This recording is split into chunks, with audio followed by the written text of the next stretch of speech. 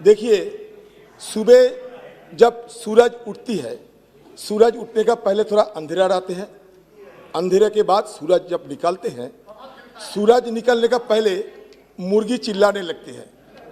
मुर्गी को यह सोच रहते हैं कि हम चिल्लाते हैं इसलिए सूरज उठते हैं। माननीय गृह मंत्री जी, भाषण जब मंत्री का समाप्त होता है, जो भी बिल को पायलट करते हैं, तब मुद्दे पिन पॉइंटेड और बिल में से या तो मेरे भाषण में उपस्थित, इसमें मुर्गी अंडा मुर्गा नहीं आता है।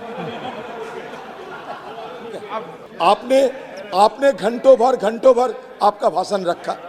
आप पॉइंटेड बता, हमें भी दो चार बात रखने का मौका दीजिए। उनका समय समाप्त हो चुका है बोलने का। नहीं। एक सेकंड, मैं अभी मेरे पैर पर खड़ा हूं। अधीर रंजन जी, आप बैसिए, मेरा माइक चालू है।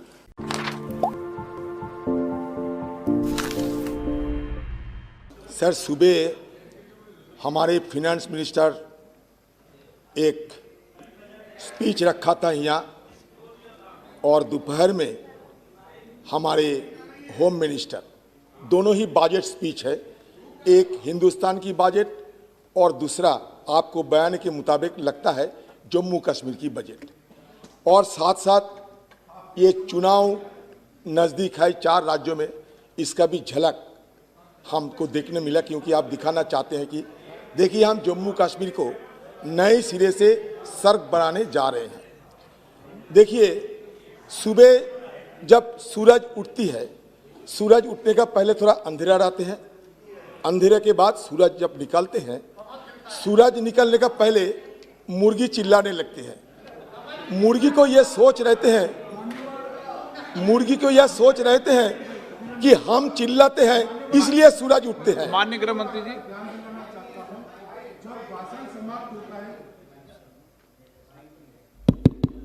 भाषण जब मंत्री का समाप्त होता है, जो भी बिल को पायलट करते हैं, तब मुद्दे पिन पॉइंटेड और बिल में से या तो मेरे भाषण में उपस्थित, इसमें मुर्गी अंडा मुर्गा नहीं आता है।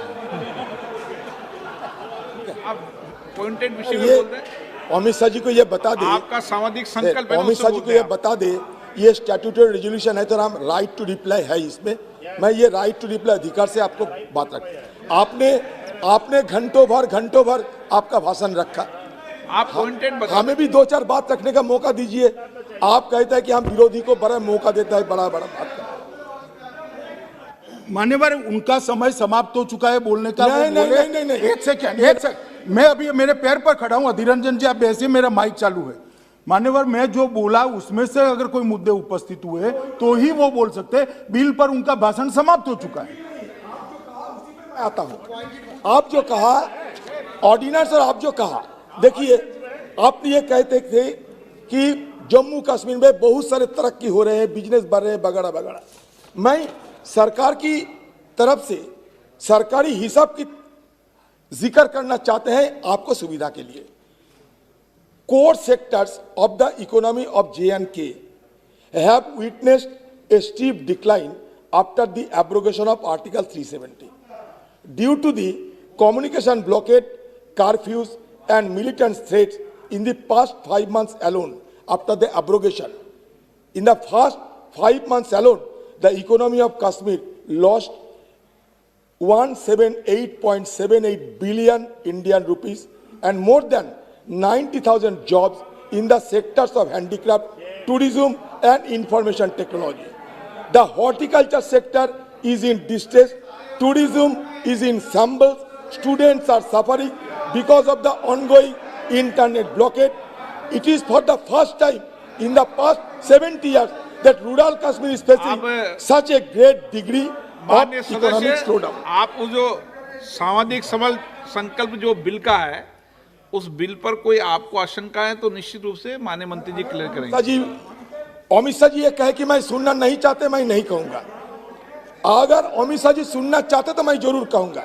आप बिल पर बोले सर, एक मिनट नहीं, उनकी बहुत सारे लंबी भाषण दिया, मैं तो उसका एक भग्नांश वाक्य लेना चाहते हैं। मान्यवर, एक मिनट मान्यवर, ये गलत इंटरप्रिटेशन हो रहा है कि मैं उनको सुनना नहीं चाहता। सभी सदस्यों को मैंने ध्यान से सुना है, इसी सीट पर बैठकर सुना है, एक बात को। अरे आप मुझे सुनिए ना।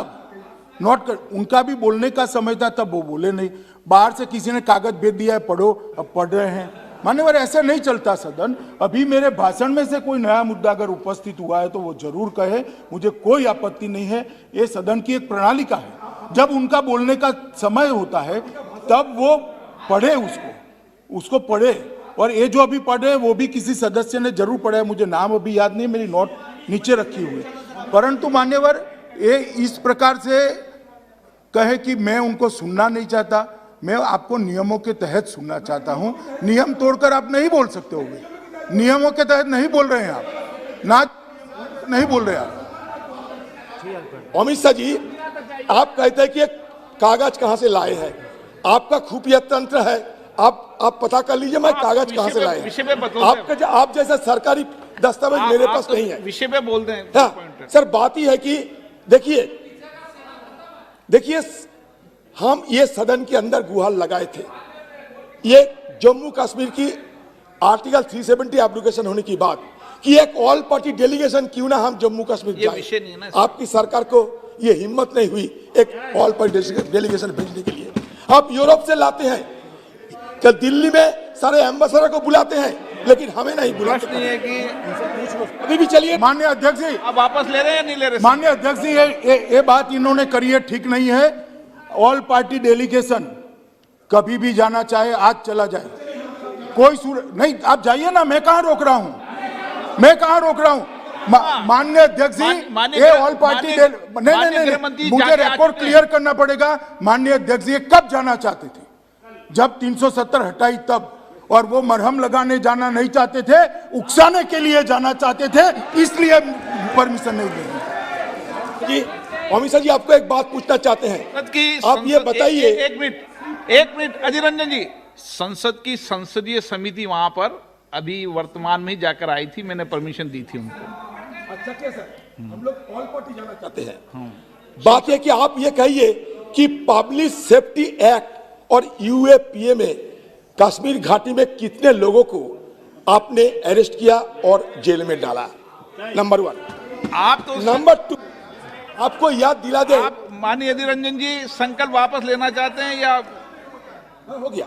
अमित शाह जी 370 एब्रोगेट करने का पहले जम्मू कश्मीर का पर कैपिटा इनकम हिंदुस्तान की एवरेज इनकम से ज्यादा था। प्रश्न ये पता अधीर रंजन जी चौधरी द्वारा प्रस्तुत सामाजिक संकल्प को इस तरीके के बयान देते हैं कि डाल लेक ना मोदी जी बनाए हैं, ऐसा लगता था कि डाल लेक भी मोदी जी बना दिए हैं। तो बात यह है कि जो मैं सर पंडितों के बारे में आप जवाब पंडितों के बारे में आपका ध्यान आकर्षण करना चाहते हैं, जम्मू कश्मीर के पंडितों के बारे में। अधीर रंजन चौधरी द्वारा प्रस्तुत सामाजिक संकल्प को स्वीकृत किया जाए। जो सदस्य इसके पक्ष में हाँ कहें, जो सदस्य विरोध में ना कहें। मेरे विचार में निर्णय ना वालों के पक्ष में, ना वालों के पक्ष में प्रस्ताव सामाजिक संकल्प अस्वीकृत हुआ।